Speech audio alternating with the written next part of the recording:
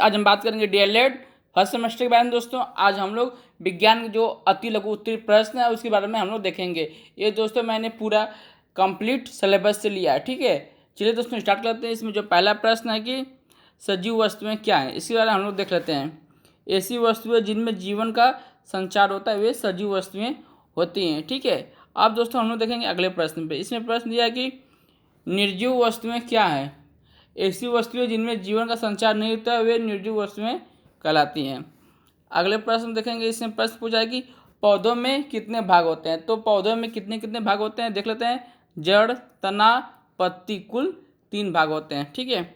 अब देखते हैं अगले प्रश्न में। इसमें प्रश्न पूछा है कि पत्तियों का मुख्य कार्य लिखिए। पत्तियों का जो मुख्य कार्य क्या है इसके बारे में हम लोग देखेंगे। पहला क्या है, पत्तियां प्रकाश संश्लेषण द्वारा पौधों के लिए भोजन बनाती हैं। जो पौधों में पत्तियां होती हैं ये प्रकाश संश्लेषण के द्वारा भोजन बनाने का कार्य करती हैं।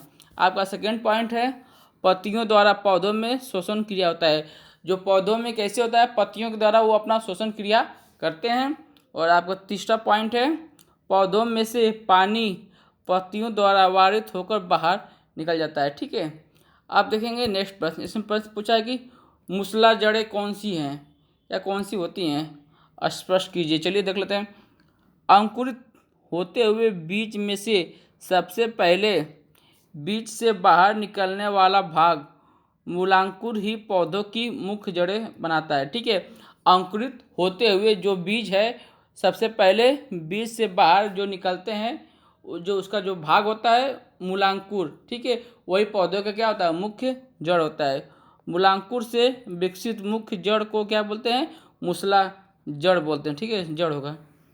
आप देखते हैं नेक्स्ट प्रश्न। इसमें पूछा है कि पौधों में प्रजनन कितने प्रकार से होते हैं। तो पौधों में जो आपका प्रजनन है वो 3 प्रकार से होते हैं। नेक्स्ट प्रश्न इसमें पूछा है कि पौधों एवं जंतुओं में प्रमुख अंतर क्या है। तो पेड़ पौधों में वृद्धि क्या होती है, जीवन प्रयत्न होती है, परंतु जो जंतु हैं उसमें वृद्धि एक समय के लिए होती है, ठीक है, एक निश्चित आयु के लिए होती है। एक और प्रश्न देख लेते हैं। इसमें दिया है कि पौधों तथा जंतुओं में समानता संबंधित लक्षण बताइए। तो देख लेते हैं।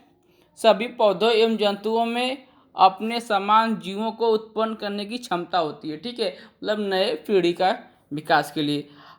एक और प्रश्न देख लेते हैं। पुष्प में कितने भाग होते हैं, ठीक है। तो इसमें कुल कितने भाग होते हैं, वो 4 भाग होते हैं।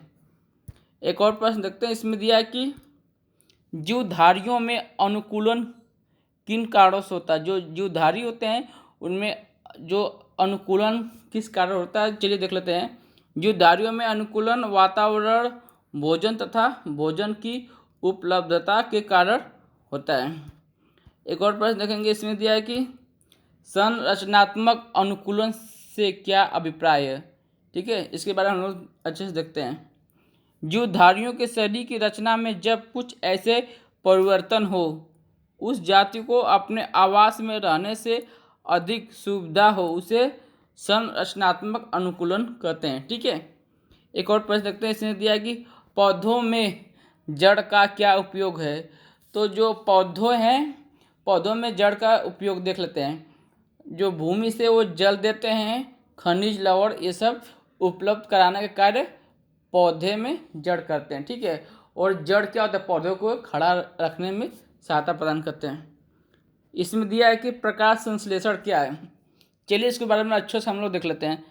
पौधों में जड़ों के द्वारा भूमि से अवशोषित जल तथा वायुमंडल CO2 जिसको आप कार्बन डाइऑक्साइड के नाम से जानते हैं, CO2 लेकर क्लोरोफिल की उपस्थिति में भोजन का निर्माण और O2 मतलब आपका ऑक्सीजन मुक्त कराने की क्रिया को क्या बोलते हैं, प्रकाश संश्लेषण करते हैं, ठीक है। जो आपका CO2 जिसको आप क्या बोलते हैं, कार्बन डाइऑक्साइड, इसमें क्या होता है, कार्बन होता है और ऑक्सीजन होता है, ये दोनों मिलकर बने होते हैं। प्रश्न में देख लेते हैं। इसमें प्रश्न पूछा है कि फलों में जल की मात्रा कितनी होती है या कितनी पाई जाती है। तो वो 90% पाई जाती है। एक और प्रश्न इसमें दिया है कि पौधों में जड़ का क्या कार्य है। पौधों में जड़ का क्या कार्य है इसके बारे में देख लेते हैं। तो ये क्या करता है, पौधों को भूमि में स्थिर रखने तथा भूमि से जल एवं खनिज लवणों को अवशोषित करना। इसमें एक और प्रश्न पूछा है कि जलीय पौधों को क्या कहते हैं।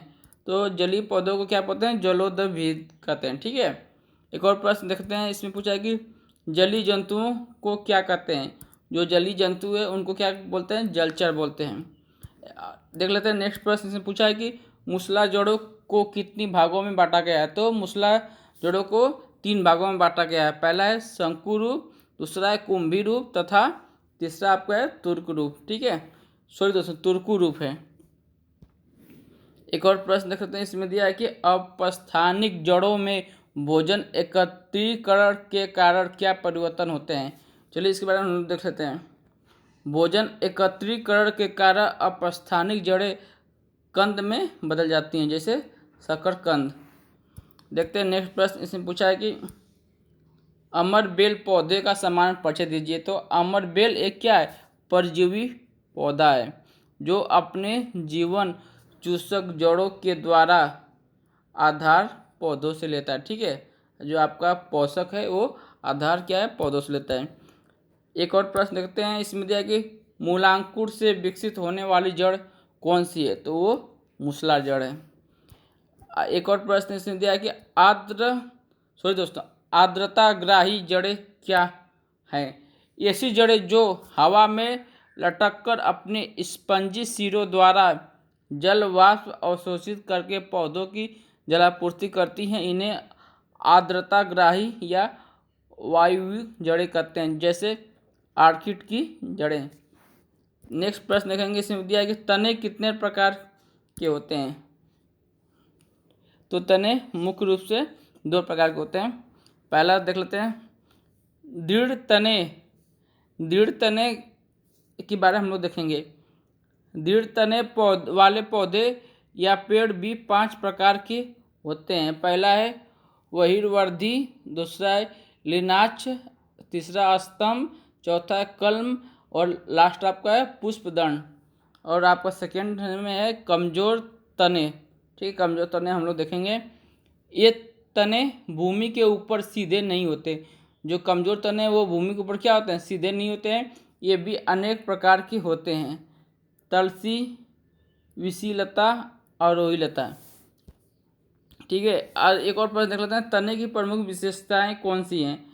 तो पहला देख लेते हैं, लगभग सभी नवजात पौधों के तने हरे होते हैं। जो नवजात पौधे होते हैं उनके तने क्या होते हैं? हरे होते हैं। सेकेंड है, तने पर पर्व संधियाँ एवं पर्व या पोरी होते हैं। आपका तीसरा है, पर्व संधियों से नई नई पत्तियाँ एवं शाखाएँ निकलती हैं। एक और प्रश्न यह है कि श्वसन जड़ें किन पौधों में पाई जाती हैं? लवणोभिद पौधों में श्वसन जड़ें पाई जाती हैं। इसमें दिया प्रश्न की पत्तियां भोजन का निर्माण किस प्रकार करती हैं? तो सूर्य के प्रकाश के द्वारा वो अपना भोजन निर्माण करती हैं। एक और प्रश्न, पौधों का हमारे जीवन में क्या महत्व है? तो पौधे श्वसन क्रिया के अंतर्गत हमें क्या प्रदान करते हैं? ऑक्सीजन प्रदान करते हैं। देख लेते हैं नेक्स्ट प्रश्न, नर और मादा युग्मक को मिलाने की विधि क्या कहलाती है? तो वो निषेचन विधि कहलाती है। देखते हैं नेक्स्ट प्रश्न। इसमें दिया है कि बीजों का प्रकीर्णन किसके सहायता से होता है? चलिए देख लेते हैं। बीजों का प्रकीर्णन जल द्वारा, वायु द्वारा, स्फुटन द्वारा, जंतुओं द्वारा तथा पक्षियों द्वारा और मनुष्यों द्वारा भी होता है। देख लेते हैं, पत्तियों का रंग हरा क्यों होता है या किसकी उपस्थिति के कारण होता है? तो वो क्लोरोफिल की उपस्थिति के कारण होता है। देखते हैं नेक्स्ट प्रश्न की लंबाई का SI मात्रक क्या है? तो लंबाई का SI मात्रक आपका मीटर है। अगले प्रश्न दिया कि 12 इंच बराबर कितना होता है? तो वो 1 फुट के बराबर होता है। 1 गज में कितने फुट होते हैं? तो 1 गज में आपकी 3 फुट होते हैं और 91.44 सेंटीमीटर होते हैं। एक और प्रश्न दिया है कि खेत का क्षेत्रफल प्रायः किस मात्रक में मापते हैं? तो खेत का क्षेत्रफल प्रायः डेसिमल, एकड़, हेक्टेयर व देसी भाषा में बात कर ली जाए तो बीघा में मापते हैं। एक और प्रश्न, किसी घन में लंबाई व चौड़ाई तथा ऊंचाई सदैव कैसी होती है? तो देख लेते हैं, घन में लंबाई, चौड़ाई तथा ऊंचाई सदैव एक दूसरे क्या होती है? बराबर होती है घन में। आयतन किसे कहते हैं? किसी वस्तु के द्वारा घेरे गए स्थान को उस वस्तु का क्या कहते हैं? आयतन कहते हैं। MKS पद्धति में मूल मात्रक क्या है? जो MKS पद्धति में इसका मूल मात्रक क्या होता है? लंबाई होता है, द्रव्यमान होता है और समय होता है। पूछा है गति कितने प्रकार के होते हैं या गति के कितने प्रकार हैं? तो वो 4 प्रकार हैं। पहला है रेखीय गति, दूसरा है घूर्णन गति, वृत्तीय गति तथा दोलन गति। द्रव्यमान का मानक मात्रक क्या है? तो आपका द्रव्यमान का मानक मात्रक आपका किलोग्राम है। पदार्थ के पृथकता की आवश्यकता विधियों के नाम बताइए। तो पहला क्या है? बीनना, ठीक है, फिर चालना, छानना, वाष्पन, आसवन, ठीक है, आसवन है आपका। ये सब 4-5 विधि हैं पदार्थों के पृथक मतलब अलग अलग करने के लिए। थर्मामीटर क्या होता है? तो थर्मामीटर की सहायता से बॉडी का तापमान, शरीर का तापमान क्या होता है? मापा जाता है। एक और प्रश्न देख लेते हैं। SI मूल राशियों की संख्या है। तो SI जो मूल राशियों की संख्या कितनी होती है? 7 होती हैं। देख लेते हैं नेक्स्ट प्रश्न। चुंबक की सर्वप्रथम खोज कहाँ पर हुई? वह मैग्नीशिया में हुई थी। मात्रक किसे कहते हैं? चलिए इसके बारे में हम लोग देखते हैं। भौतिक राशि के मापन के लिए राशि के निश्चित परिणाम को मानक मान लिया जाता है। इस मानक को ही मात्रक कहा जाता है। एक और प्रश्न देख लेते हैं। रेन गेज का प्रयोग किसके मापन हेतु किया जाता है? जो रेन गेज होता है वर्षा में, देख लेते हैं। वर्षा जल की मात्रा को मापने या नापने के लिए जिस यंत्र का प्रयोग किया जाता है उसे हम लोग क्या बोलते हैं? रेन गेज बोलते हैं। और रेन गेज को हिंदी में क्या बोलते हैं? वर्षा मापी यंत्र बोलते हैं। एक और प्रश्न इसमें दिया है कि रेन गेज के लाभ लिखिए। तो पहला है रेन गेज बगीचे में पानी की छोटी मात्रा को मापने में सक्षम होता है। दूसरा, यह संभवतः प्रदूषक या प्रदूषण के विश्लेषण के लिए वर्षा को प्राप्त करने की अनुमति देता है। एक और प्रश्न दिया इसमें दिया कि अमीटर तथा बैरोमीटर का प्रयोग किसके मापने हेतु किया जाता है? तो आपका अमीटर का प्रयोग विद्युत धारा, ठीक है, जो आपकी विद्युत धारा है इसको आप अमीटर का प्रयोग से मापते हैं। तथा बैरोग्राम, ठीक है, बैरोग्राम का प्रयोग जो वायुमंडलीय दाब है उसके मापन के लिए किया जाता है। तो आपका अमीटर से विद्युत धारा और बैरोग्राफ का प्रयोग हम लोग वायुमंडलीय दाब के लिए मापने के लिए करते हैं। ऋणात्मक आवेश किसे कहते हैं? जो आपका ऋणात्मक आवेश है, तो चलिए इसको देख लेते हैं। एबोनाइट की छड़ को फ्लालैन से रगड़ने पर, ठीक है, जो आपकी एबोनाइट की छड़ है, ठीक है, इसको फ्लालैन से रगड़ने पर छड़ में जो प्राप्त होने वाला आवेश होता है वो ऋणात्मक आवेश कहलाता है। नैनो सेकेंड कितने सेकेंड के बराबर होते हैं? तो 10 पे घाती जो आपका -9 है इसके बराबर होते हैं। एक और प्रश्न देख लेते हैं। द्रव्यमान एवं वेग के गुणनफल को क्या कहते हैं? तो उसको हमेशा क्या बोलते हैं? संवेग बोलते हैं। बल विस्थापन क्या कहलाता है? तो बल गुरुत्व विस्थापन बराबर आपका कार्य कहलाता है, ठीक है। कोई कण 1 सेकेंड में जितने कोण में घूमता है इस घूर्णन को क्या कहते हैं? ठीक है, वो वृत्तीय गति बोलते हैं। एक और देख लेते हैं प्रश्न ने पूछा है कि चुंबकीय बल किसे कहते हैं? किसी चुंबक द्वारा चुंबकीय पदार्थों पर लगाया बल चुंबकीय बल कहलाता है। पदार्थ की अवस्थाएं 3 होती हैं, ठोस, द्रव और गैस। एक और प्रश्न, वे पदार्थ कौन से हैं जो ठोस, द्रव तथा गैस अवस्था में तीनों में परिवर्तित होते हैं? तो जल है दोस्तों, ठीक है, और आपका गंधक भी है। जल आपका एक लिक्विड फॉर्म में है ही, तो ये आपका द्रव में हो जाएगा, ठीक है। आप इसको बर्फ में जमा देंगे तो ठोस हो जाएगा, और ये जब इसको आप गर्म कर देंगे ये गैसीय अवस्था में बदल जाएगा।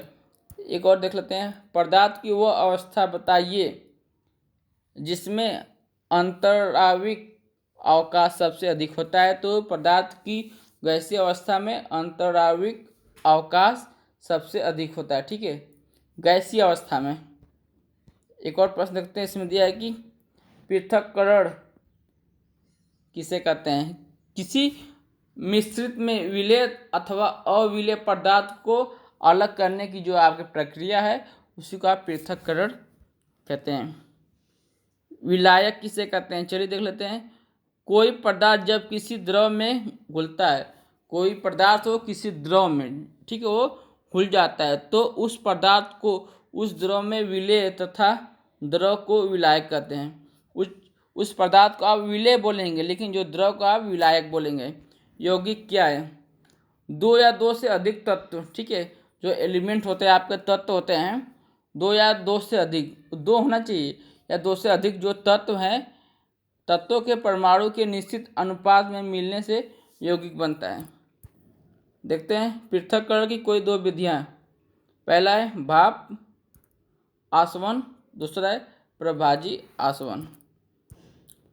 मिश्रण किसे कहते हैं, ऐसे पदार्थ जिनमें दो या दो से अधिक यौगिक अथवा तत्व दोनों अनिश्चित अनुपात में सम्मिलित हो। ऐसे पदार्थ जिसमें दो या दो से अधिक यौगिक हो या तत्व हो, अनिश्चित मात्रा में वो क्या होते हैं, सम्मिलित होते हैं, उसे हम लोग मिश्रण बोलते हैं।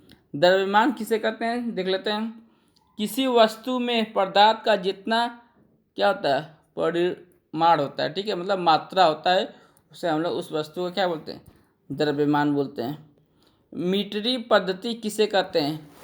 वर्ष 1790 में फ्रांसीसियों ने मापन की एक मानक प्रणाली की रचना की जिसे मीटरी पद्धति कहते हैं। नेक्स्ट प्रश्न, कुछ प्रमुख भौतिक राशियों के नाम लिखिए या बताइए। तो लंबाई, द्रव्यमान, क्षेत्रफल, समय और ताप। इसमें प्रश्न पूछा कि समय का मानक मात्रक है तो वो सेकेंड होता है। आयतन का मानक मात्रक वो घन मीटर होता है। वे सब मानक मात्रक हैं। समय की अवधि का मापन किस प्रकार किया जाता है, चलिए इसके बारे में हम लोग देख लेते हैं। समय की अवधि का मापन सेकेंड, मिनट, घंटा, दिन, माह अथवा वर्ष में किया जाता है। जो आपका समय की अवधि है उसको आप सेकेंड, मिनट, घंटा, दिन, माह, वर्ष में कर सकते हैं। क्षेत्रफल का मानक मात्रक क्या है, तो वो वर्ग मीटर, जिसको आप मीटर स्क्वायर बोलते हैं। देख लेते हैं स्वपोषी किन्हें कहते हैं, तो इसके बारे में हम लोग देखते हैं। हरे पेड़ पौधे अपना भोजन स्वयं बना लेते हैं, अतः ये क्या होते हैं, वह स्वपोषी कहलाते हैं। देखते हैं परपोषी किन्हें कहते हैं। जंतु अपना भोजन स्वयं नहीं बना सकते, वे अपना भोजन हेतु पेड़ पौधे अथवा अन्य जंतुओं पर क्या करते हैं, वो निर्भर रहते हैं, इन्हें परपोषी बोलते हैं। श्वसन का क्या अर्थ है। जीवधारी सांस के द्वारा वायु से ऑक्सीजन गैस लेते हैं और कार्बन डाइऑक्साइड गैस छोड़ते हैं, इस प्रक्रिया को क्या बोलते हैं, श्वसन बोलते हैं। कुछ प्रमुख श्वसन अंगों के नाम, फेफड़ा, गलफड़े, ठीक है, गलफड़े जो मछली अपना श्वसन का कार्य करती हैं, फेफड़े से मनुष्य। एक और देख लेते हैं, अनुकूलन किसे कहते हैं। प्रत्येक जीवधारी की आदतें तथा शारीरिक बनावट उसके परिवेश के अनुकूल बन जाती है, ठीक है, जो जीवधारी जिस परिवेश में रहते हैं उसी के अनुकूल उसकी शरीर की बनावट हो जाती है, उसे अनुकूलन कहते हैं। अगले प्रश्न देखेंगे कि जलीय पौधे एवं जलीय जंतु किन्हें कहते हैं। जल में रहने वाले पौधे और जंतु क्रमशः जलीय पौधे एवं जलीय जंतु कहलाते हैं।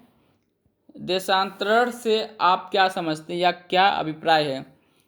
पक्षी भोजन की खोज में उड़ते रहते हैं। कुछ पक्षी किसी खास मौसम में एक देश से दूसरे देश तक पहुंच जाते हैं, इसे पक्षियों का देशांतरण कहते हैं। अंकुरण से या अंकुरण के लिए क्या आवश्यक है। बीजों के अंकुरण के लिए वायु चाहिए, पानी चाहिए तथा उचित ताप आवश्यक, जितना उसको ताप चाहिए उसी के अनुसार। अगले प्रश्न देखेंगे, मृत्तिका किसे कहते हैं। तो पके हुए बर्तनों को मृत्तिका कहते हैं। खिड़कियों में किस प्रकार का कांच प्रयोग किया जाता है, तो साधारण या मृदु कांच का। पुष्प के मुख्य 4 भागों के नाम बताइए।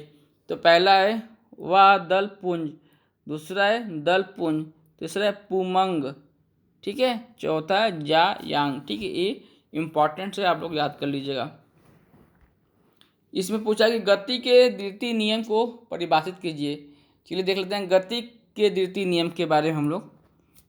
इसके अनुसार किसी वस्तु पर बाहर से लगाया गया बल, ठीक है, बाहर से जो आप फोर्स लगाते हैं, ठीक है, उसमें बताइए जो बाहर से लगाया गया वाला बल उस वस्तु के द्रव्यमान तथा उस वस्तु के बल की दिशा में उत्पन्न त्वरण, ठीक है, मतलब कि जो आप बाहर से कोई फोर्स लगा रहे हैं, बल लगा रहे हैं, तो उस वस्तु के द्रव्यमान में और उस वस्तु के जो दिशा उसमें क्या है, जो त्वरण होता है उसके गुणनफल के बराबर होता है। एक और प्रश्न देखेंगे कि इसमें पूछा कि पारदर्शी तथा अपारदर्शी को स्पष्ट कीजिए। चलिए देख लेते हैं। पारदर्शी तथा अपारदर्शी ये पदार्थ जिनके आसपास हम देख सकते हैं उन्हें पारदर्शी कहते हैं, ठीक है। वे पदार्थ या ये पदार्थ जिनके आसपास हम देख सकते हैं उन्हें पारदर्शी कहते हैं और उनका यह गुण पारदर्शिता कहलाता है, जैसे पानी, कांच आदि, ठीक है। और देख लेते हैं ये पदार्थ जिनके आसपास हम नहीं देख सकते उन्हें अपारदर्शी कहा जाता है, जैसे तथा उनका यह गुण अपारदर्शिता कहलाता है, ठीक है। जैसे आपका वायु हो गया, उसे आप क्या करते नहीं देख सकते हैं। कुछ पदार्थ ऐसे होते हैं जिनमें धुंधला दिखाई देता है, जिन्हें पार भारी कहा जाता है। उदाहरण के तौर पर देखेंगे तो तेल लगा कागज, ठीक है, कागज में अगर तेल लग जाएगा तो वैसे दिखेगा। बटर, पेपर, पॉलीथीन आदि। परमाणु किसे कहते हैं? चलिए देख लेते हैं। परमाणु, ठीक है, तत्व का वह छोटा से छोटा भाग, ठीक है, जो एलिमेंट का तत्व है उससे वो छोटा सा छोटा भाग है जो किसी भी रासायनिक अभिक्रिया में भाग ले सकता है, ठीक है। जो आपका परमाणु तत्व है वो छोटा सा छोटा भाग है और वो किसी भी जो रासायनिक अभिक्रिया करते हैं किसी में वो क्या करता है, भाग ले सकता है, परंतु स्वतंत्र अवस्था में नहीं रह सकता। एक और प्रश्न देखेंगे कि अलैंगिक जनन की 5 विधियां या प्रकारों के नाम लिखिए। पहला है विखंडन, दूसरा है मुकुलन, तीसरा है खंडन, चौथा है बीजाणुओं द्वारा, चौथा है कायिक प्रवर्धन, ठीक है। चलिए देख लेते हैं नेक्स्ट प्रश्न। घर्षण बल क्या होता है या किसे कहते हैं? किन्हीं दो सतह के संपर्क तलों के बीच, ठीक है, जो दो तलों के संपर्क तलों के बीच सापेक्ष गति का विरोध करने वाले बल को क्या बोलते हैं? घर्षण बल बोलते हैं। पेड़ पौधों में अलैंगिक प्रजनन विधियों के नाम लिखिए। चलिए, रोपण, कलम लगाना, दाब या कलम, ठीक है। देख लेते हैं पत्तियों का मुख्य कार्य प्रकाश संश्लेषण का क्रिया करना। चलिए दोस्तों हम लोग देख लेते हैं नेक्स्ट प्रश्न। ऊर्ध्वपातन किसे कहते हैं? उदाहरण देकर स्पष्ट कीजिए या समझाइए। ऊर्ध्वपातन वे सभी पदार्थ जो गर्म करने पर बिना द्रव में, ठीक है, वो ऐसे जो ठोस पदार्थ हैं जो गर्म करने पर बिना द्रव की अपेक्षा वो गैस की अवस्था में क्या होते हैं, वो बदल जाते हैं, ठीक है, उससे ऊर्ध्वपातन कहते हैं या ऊर्ध्वपातन कहलाता है। जैसे मान लीजिए कोई ठोस वस्तु है वो सीधे गर्म करने पर या ताप देने पर वो सीधे वो गैसीय अवस्था में बदल जाता है, उसे ऊर्ध्वपातन कहते हैं। जैसे आपका कपूर हो गया, कपूर सब लोग देखे होंगे, वो ठोस की अवस्था में होता है, आप उसमें थोड़ा सा आग लगाइए तो वो क्या, वो गैस की अवस्था में बदल जाता है। आपका आयोडीन और नौसादर ये तीनों होते हैं। घूमते हुए लट्टू में किस प्रकार की गति हो रही है? ठीक है, जो लट्टू ऐसे आपका घूम रहा है, ठीक है, इसमें किस प्रकार की गति हो रही है? तो वह घूर्णन गति हो रही है, ठीक है, जैसे पृथ्वी अपना चक्कर लगाती है। एक और प्रश्न देख लेते हैं। हमारे शरीर में कितनी ज्ञानेंद्रियां पाई जाती हैं? तो वो 5 होती हैं, आँख, कान, नाक, जीभ और त्वचा। देख लेते हैं नेक्स्ट प्रश्न। जलीय पौधों के तनों एवं पत्तियों की एक एक विशेषता लिखिए। चलिए हम लोग देख लेते हैं। जलीय पौधों के तनों के अंदर असंख्य खाली स्थान होते हैं, ठीक है, जो जलीय पौधों के तनों के अंदर, ठीक है, जो जलीय पौधे हैं उसके तनों के अंदर असंख्य खाली स्थान होते हैं जिन्हें वायु कोष्ठ कहते हैं, जिनमें वायु क्या होती है, भरी होती है, जैसे आपकी जल कुंभी, ठीक है। इसमें और देखते हैं हम लोग। तालाब में कमल अथवा कुमुदनी के पौधे के विभिन्न भागों को ध्यान से देखने पर मालूम होता है कि इनकी पत्तियां क्या होती हैं, चपटी होती हैं और इनकी सतह मोम जैसी चिकनी होती हैं। इससे क्या होती हैं, पत्तियां गीली नहीं होती इस कारण, ठीक है। चपटी होने के कारण यह पानी की सतह पर क्या तैरती हैं, ठीक है। और इससे क्या होता है, वो प्रकाश संश्लेषण में भोजन का निर्माण भी बना लेती है, संभव हो जाता है, ठीक है। और देखते हैं हम लोग अगले प्रश्न में। इसमें दिया है कि कीट भक्षी पौधे की विशेषताएं लिखिए या उसके नाम बताइए। तो कीट भक्षी पौधे दलदली भूमि में उगते हैं। ऐसे जो पौधे होते हैं वो कहाँ उगते हैं, दलदली भूमि में, ठीक है। इस कारण इन्हें नाइट्रोजन प्राप्त नहीं होता, इसलिए ये प्रोटीन का निर्माण नहीं कर पाते। इसलिए प्रोटीन की आवश्यकता को पूरा करने के लिए कीटों का पाचन करते हैं। उदाहरण जैसे घटपड़ी, ड्रोसेरा। देखते हैं एक और प्रश्न। वित्तीय गति व घूर्णन गति का एक एक उदाहरण लिखिए। चलिए हम लोग देख लेते हैं। पहला, लट्टू का फिरना घूर्णन गति कहलाता है। जो आपका लट्टू है वो एक ही अक्ष पे अपना घूर्णन का काम करता है, तो वो आपका घूर्णन गति कहलाता है। दूसरा, सूर्य के चारों ओर पृथ्वी का गति करना वित्तीय गति का उदाहरण है। चलिए देखते हैं नेक्स्ट प्रश्न। सरसों के पुष्प के विभिन्न अंगों के नाम, ठीक है। ये कहाँ चला गया, यहाँ पर है। सरसों के पुष्प के विभिन्न अंगों के नाम लिखिए। तो पहला है आपका है पुष्प, फल, तना, प्राथमिक जड़ तथा द्वितीयक जड़, ठीक है। अब दोस्तों हम लोग देखेंगे नेक्स्ट प्रश्न। इसमें दिया है कि डॉक्टरी थर्मामीटर में हम मानव शरीर के जो डिग्री तापमान होता है किस सीमा के अंतर्गत उसे नाप या माप सकते हैं, ठीक है।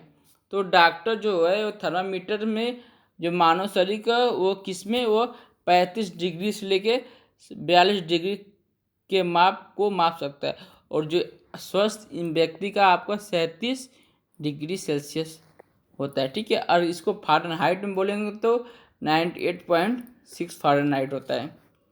देखते हैं नेक्स्ट प्रश्न। इसमें दिया है कि पेड़ पौधे में अलैंगिक प्रजनन की विधियों के नाम लिखिए, ठीक है। चलिए देख लेते हैं अलैंगिक प्रजनन की विधियों के नाम। पहला है विखंडन, दूसरा है मुकुलन, तीसरा है खंडन, चौथा है बीजाणुओं द्वारा, पांचवा है कायिक प्रवर्धन, ठीक है। तो दोस्तों ये मेरा वीडियो साइंस का यहीं पे कंप्लीट होता है। आपका मेरा वीडियो कैसा लगा कमेंट करके ज़रूर बताइएगा।